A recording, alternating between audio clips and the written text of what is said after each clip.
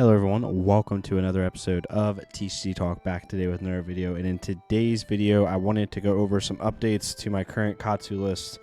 Just kind of try to talk through some things. This is not going to be a long video.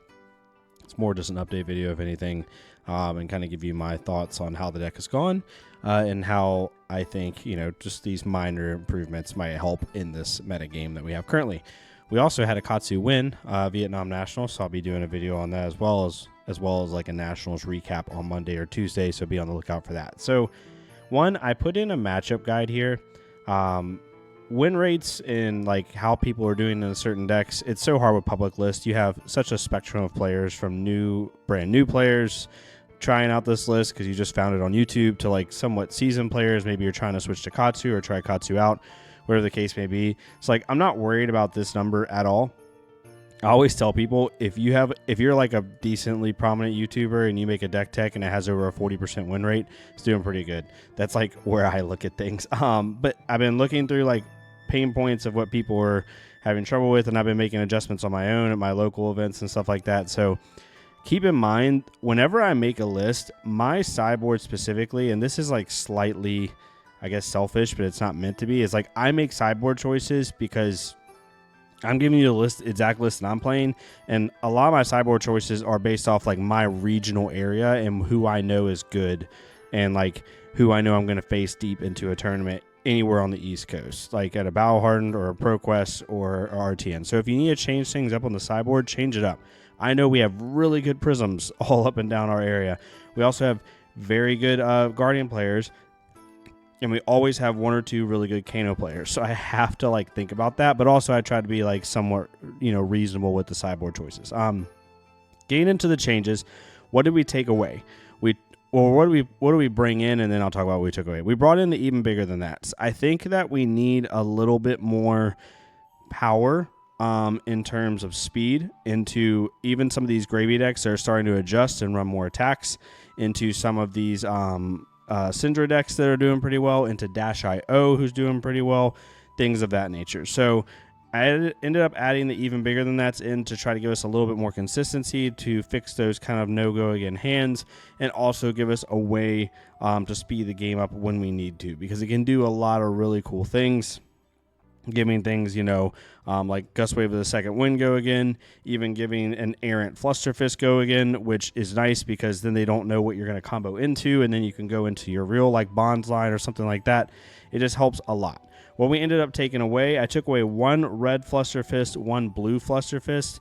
Fluster, I'm finding more and more that I don't want to see it unless I'm searching for it, right? So because of that, you kind of take the same principle as like McGinty, or even how like old school Rising Knee Thrust and stuff like that was, where like you didn't want to see those cards unless you're comboing into them or using them as a finisher, and because of that, like, just run less of them. I still run 3 Gust Wave of the Second One because of its inherent synergy with Retrace and with Bonds of Ancestry, right?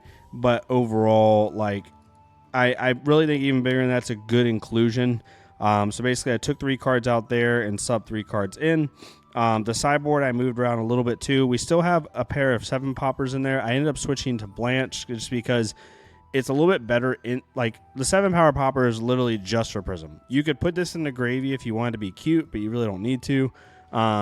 So I like this because it, in a pinch, when you don't get to use it for whatever reason, or maybe you draw it off a mask and it's an arsenal, like, yes, you could just like IP yourself. That's totally fine.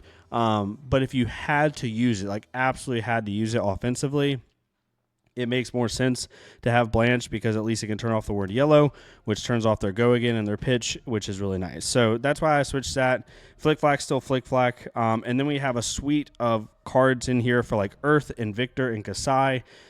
For when we're on the Mask of the Pouncing Lynx plan, we are able to utilize that like to the best we can, because you want to. I personally have 2 McGinty's in here. This is where I have 3 total if I'm running like a long game Lynx plan. A lot of people are on just 1 or 2, and if you want to do that, it's completely fine. It's just a preference of mine. I really like the late game power of McGinty and being able to really utilize that to its fullest extent. We ended up putting Assault the Wound in and 1 Tenacity, so we took out the Wax Ons. They're just not as useful anymore. Marionette's on a more dagger plan, and Slippy is very good right now, but not as widely represented as you would think, even though it's doing well. So because of that, Wax On's just not quite worth the slot. If you have a lot of Dio in your area, even Dio Wax On's not great into. If you have a lot of Slippy in your area, or something like that, I could see you running Wax On. But even in a Syndra, it's not really applicable, in my opinion. She goes too wide in order to make it like truly worthwhile. So that's where I have it. For the matchup guide, I won't go like line by line, but it's pretty simple. Assassin, I'm running 63 cards. Like I said here, I run 63. If you want to run 60, it's completely fine. I put in Flick Flacks. I just like hedge them in. Personally, I don't mind running 63. And the way I view Katsu is he filters through his deck very quickly because you're banishing cards, you're searching for cards, you're discarding. So 63 cards doesn't really feel that much different to me. So I run 63, but if you want to take out the 2 McGinty and 1 second Gust Wave in order to fit those 3 Flick Flacks, go ahead and do it. My whole principle of don't sub in cards that are not attacks for cards that are attacks is really hard in this style of list and in the new style of Katsu list because we don't run that many cards that aren't attacks anymore. You could side out even bigger than that if you wanted to, but I think those are really useful into this Assassin matchup personally to help race down a little bit more, but you could take those out as well. Azalea and Dash IO, pretty simple. I put in the 3 Flick Flacks. I think they're all very useful in those matchups. We were running Mask Momentum in that matchup, and I took out, like I said, similar to what I would have taken out over here. Gravy, Phi, Syndra, any matchup where you're trying to like just utilize your aggression. I put in Assault the Wound just to have it in case like it gets, it's nice. It's better than a second McGinty in my opinion because sometimes you'll find yourself just, it's in your hand. They're letting you hit and letting you draw and letting you do whatever. And even though I'm on the Mask Momentum game plan, sometimes it's like, okay, well, here's Salt for 7 at the end of my turn, right? So that's really useful. Earth is the big one. I'm only running AB1 into Verdance and Florian. I think running AB3 is useless. You got to try to kill him. So I'm end up putting in McGinty and Tenacity, and I take out Be Like Waters because Be Like Water is literally a useless card other than a 0 for 3 Texas Go Again card that just kind of helps with aggression, I guess. But it really doesn't do anything into the deck. So that's why I took those out. Kano is pretty simple. Kano, you're running AB3. I do run Mask of Bouncing Links in the Kano because you could run Momentum, and it's totally fine, but the reason I like Links is because you can threaten that Dishonor line a little bit better, and threatening Dishonor against Kano is just backbreaking. So because of that, I put that in because you can threaten like turn 0, turn 1, turn 2 Dishonors, which really puts them in a bad spot, especially if they overcommit early on blocks.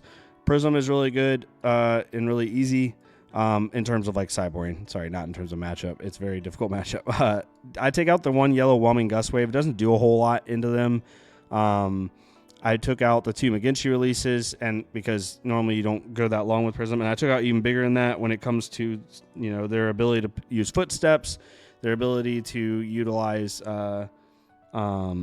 Spectral Shields. Even bigger than that's just a little bit wonky, and obviously you don't run Links against them because they can just shut off your Link's turn with their Halo. And then Victor Kasai, also a very difficult one. I take out even bigger than that personally in those matchups. Dynamos and Clash cards really hurt your even bigger than that value. If you can hear my cat, he's playing with my other cat right now, so if you hear that, I'm sorry. I run 64 cards in the matchup. If you want to go less, I would cut the Flick Flacks and 1 Be Like Water and just go more aggressive if you want to.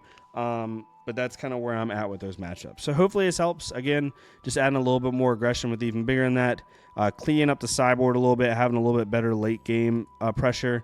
For example, on my new list, just so you can see like where my matchups have been, a lot of it was early on this one. I've just updated this list. But overall, like I haven't done too bad on it. It's just been local games and armories and like Talishar testing, so grain of salt heavily. Haven't had a chance to go to a big event really lately for Flesh and Blood. But regardless, hopefully this helps. I'm glad that people are enjoying the list. It's a very widely played list, over 600 plays, which is nuts. So I appreciate y'all for that. But yeah, if y'all like this, please leave a like, comment, or subscribe. Let me know what you think of the updates. Hopefully they help, or at least get you started. Get you a starting point, and then you pick what your preferences are. Like, it doesn't bother me if you don't like McGinty, or if you want to run one less of something or other. Like, pick whatever you think is best. This is just to give you a good starting point and let you go from there. But thank y'all so much. Y'all have a good rest of your day. Let me know what type of content you want to see. I have some good Grand Archive stuff coming in. Worlds is this weekend for Grand Archive, so I'm doing some recaps on that because I'm really excited about that. They released spoilers for the new set.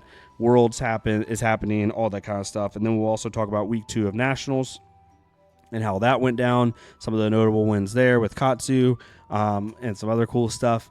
And yeah, we'll just keep doing it. We also have the suspense keyword that's going to get announced on July 1st, so we'll cover that, and obviously any Armory deck spoilers from IRA that come out. So hopefully y'all enjoyed this. If you did, please leave a like, comment, subscribe. If not me, it's completely fine. Go to another creator, leave a like, comment, and subscribe on their stuff. I have a creator worksheet down below. Find somebody you like, follow their stuff, and I will see y'all next time on TCG Talk. Thank y'all so much.